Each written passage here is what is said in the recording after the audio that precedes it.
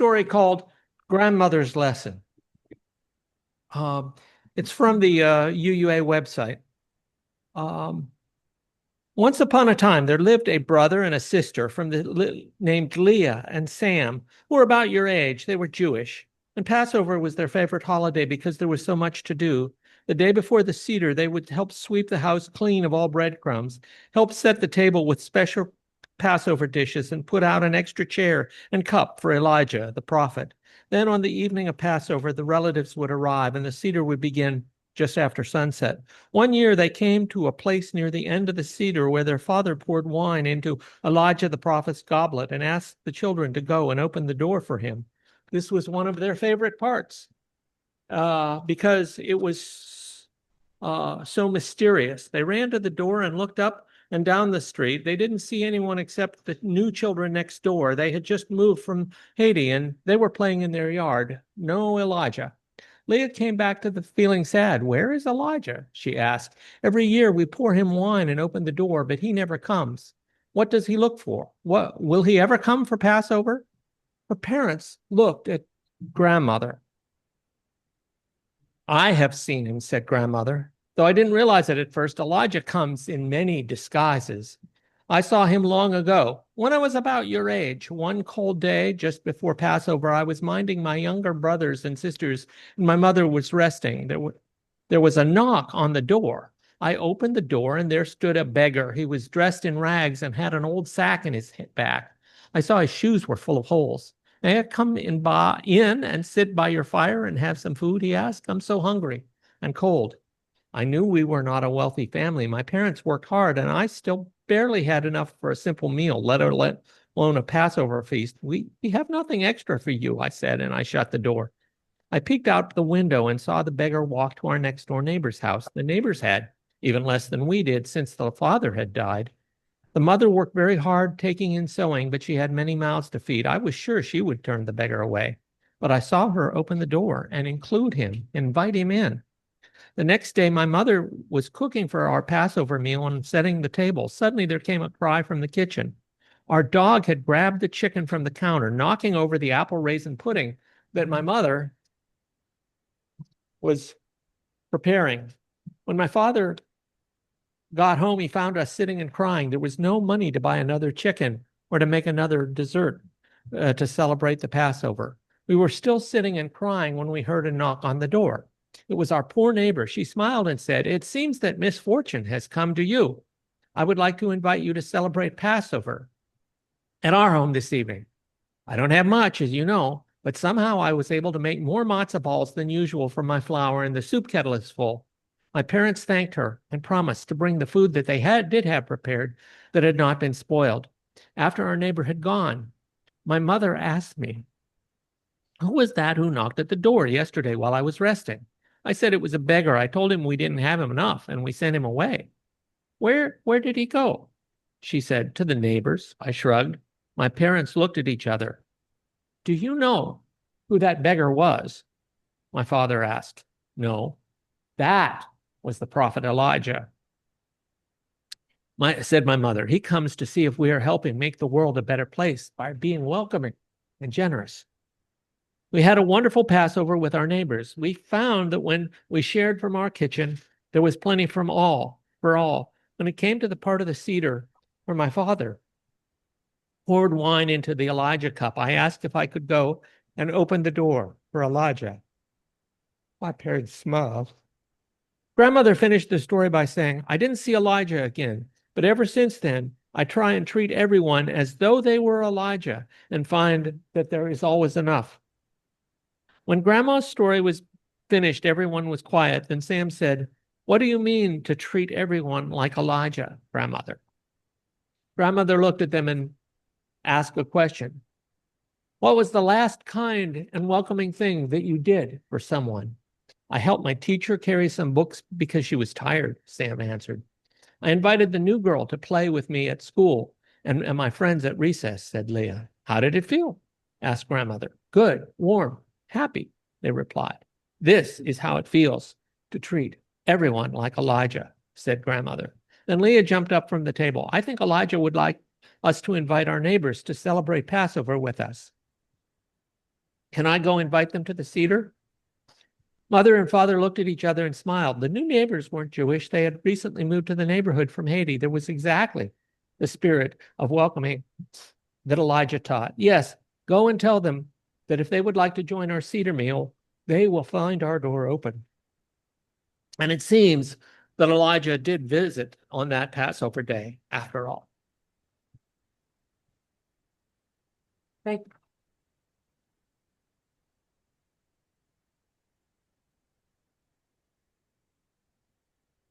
I have a reading from Mahatma Gandhi. He taught that your beliefs become your thoughts become your words become your actions become your habits become your values, and your values become your destiny.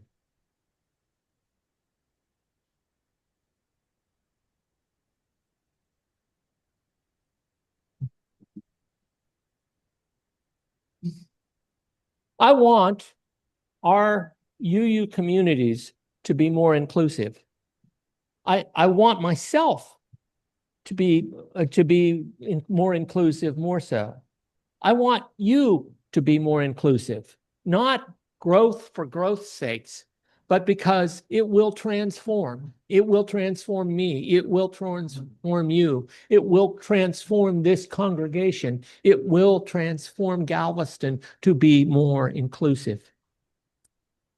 And in a nutshell, you already know what I'm about to tell you today. You already know. You already know how to be more inclusive, and you know how it can transform you, but you may have fallen out of the habit. You have fallen out of the habit. You came here for spiritual growth. You're looking for more meaning, something larger than yourself, something larger than you that will include you, something that is larger than the whole. And my sermons, the sermons I give often don't teach something new to the audience. Rather, they call you back. They call me back. They call you back to what you already know, to bring forth growth again where it has gone fallow. I mentioned that early on in the my UU church journey, I was on the worship committee in New Orleans and started giving Sunday sermons occasionally. How did that happen? Well, when I got to New Orleans, I had been attending but not joining a UU church in Atlanta, and I got in on a Saturday night, moved to New Orleans on a Saturday night, went out for some going up and down Bourbon Street with another engineer from the company I went. And then the next Sunday morning, I got up and checked out the UU church.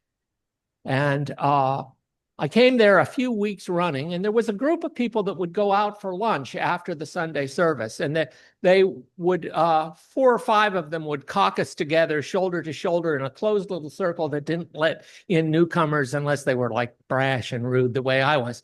And I kind of elbowed my way into this circle, and they would caucus and figure out where they were going for Sunday lunch. And I, after 2 or 3 Sundays of this, said, it would be a good thing if you would choose the Sunday lunch in advance and put it in the order of service and in a way that would invite newcomers. And they said, that's a great idea. You should do it because we're not doing it. So I did that. I started choosing a month's worth of lunches and getting them into the office, and started attending there. And they said, thank you very much. You're now the social chair. And after a while, they said, we got an interim minister, and they said, we need somebody to be the worship chair, and you should be the worship chair. And I'd only been a UU for about 3 months, and they put me.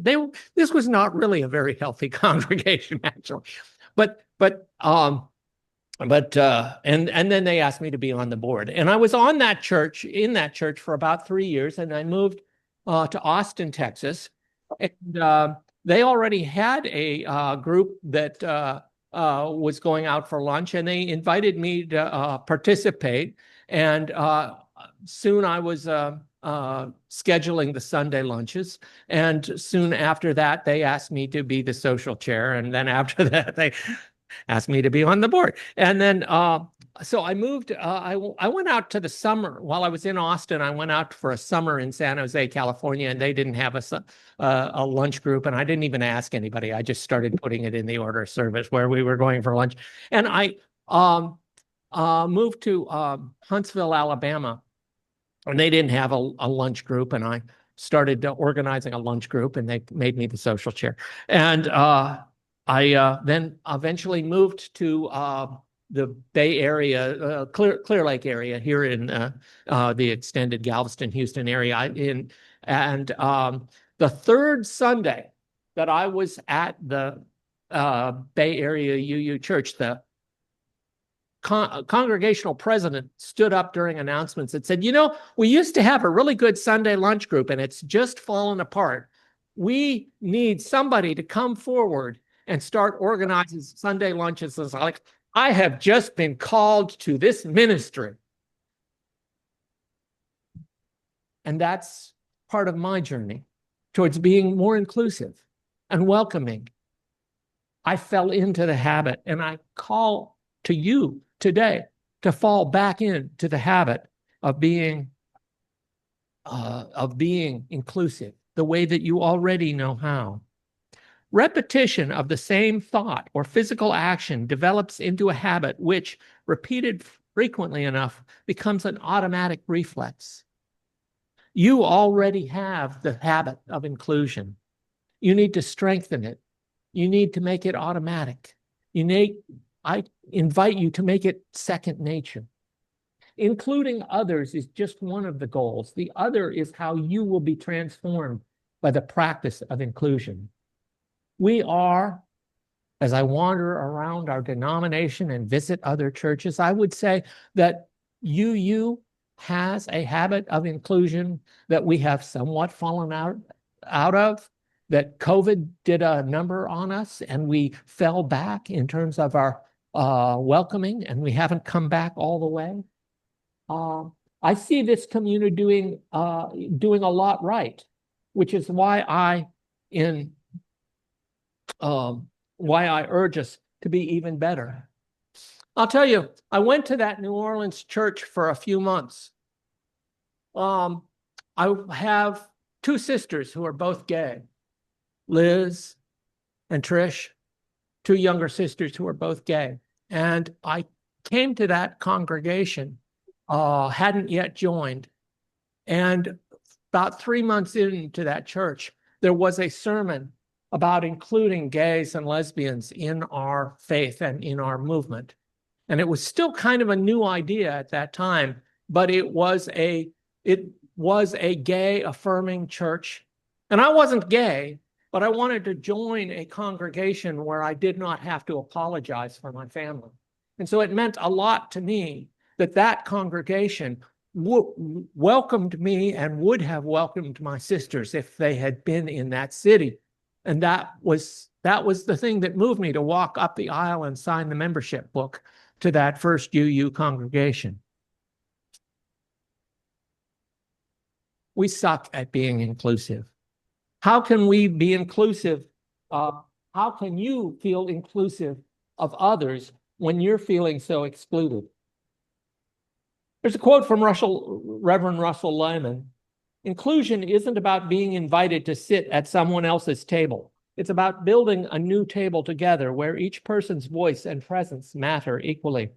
The act of inviting often implies a subtle power dynamic, as if someone is granting permission to belong. But true belonging isn't something that can be granted. It's something that should emerge naturally from a shared understanding and a mutual respect.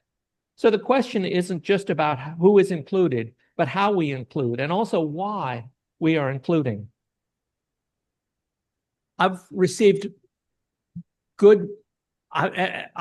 visited many UU churches. They vary a lot in terms of the welcome of inclusion. I've visited this UU church many times. I've been pretty well included. Now, when I come, people recognize me and welcoming me. So I think you're doing a pretty good job. But I'll tell you a story of Jim and Rosalie. Jim and Rosalie were Unitarian Universalists who had been active in a UU church up in Colorado, and they moved for a while to the Webster area, and they came to our church. And Jim got involved right away. After a while, he was asked to head up committees. He stood for the board. Rosalie kind of hung back. She said that she didn't really feel like she was really part of the congregation. She felt kind of alienated. She really missed her UU congregation up in Colorado, and our church just didn't feel the same.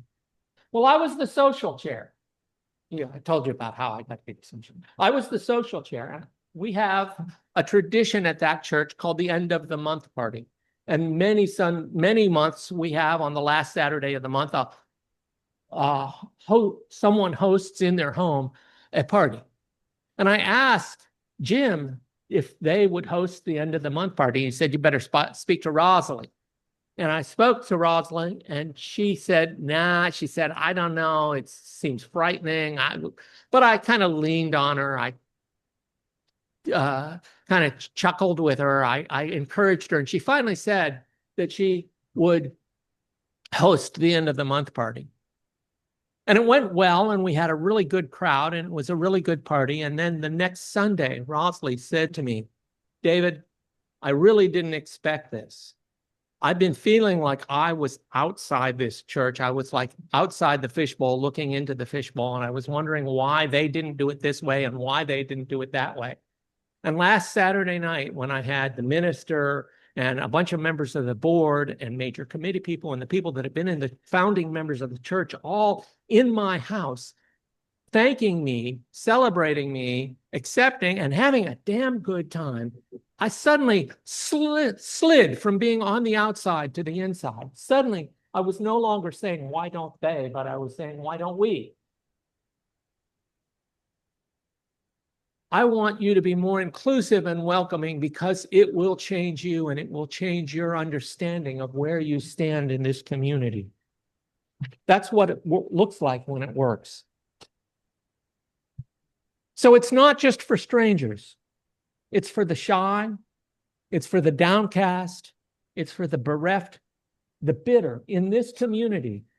It's for the guy who makes you uncomfortable, who has poor social skills. It's for them. And here's how you'll transform. As you cultivate the habit of inclusion, you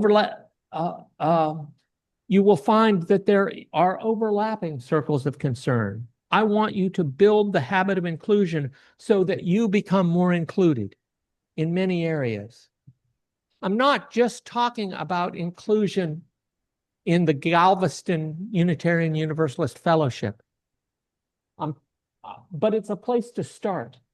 Look around at the people seated in these chairs this morning. Where are you disconnected? Where has the invitation fallen on the floor? Joining hands with these people, this Galveston community, include in your circle, them in your circle of concern, the lonely, the widowed, including those who are estranged from their natural families, the traveler, the manic and the depressed.